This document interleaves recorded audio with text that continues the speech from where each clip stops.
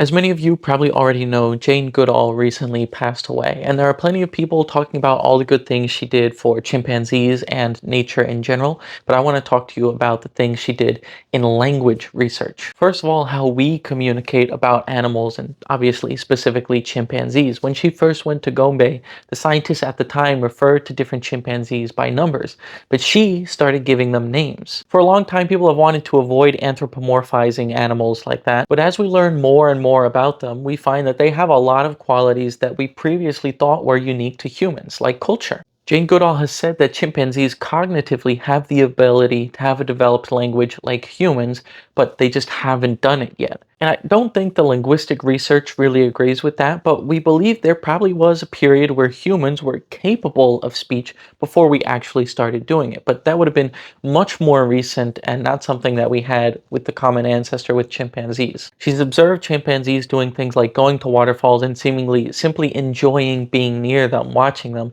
perhaps as a precursor towards some kind of animistic belief. So they potentially have some individual spiritual feelings and experiences, but without the ability to communicate that to other chimpanzees, they can't really form a structured religion or belief system. But thanks to Jane Goodall and ongoing research, we have been able to categorize some sounds that are basically words for chimpanzees that they only use for a specific context to refer to a specific thing. For example, here's a real recording of a chimpanzee in the wild giving their call to let other people know that they're eating. And then this call is legitimately, I'm not making this up, this is an actual recording of a wild female chimpanzee letting other chimpanzees know that she just got laid.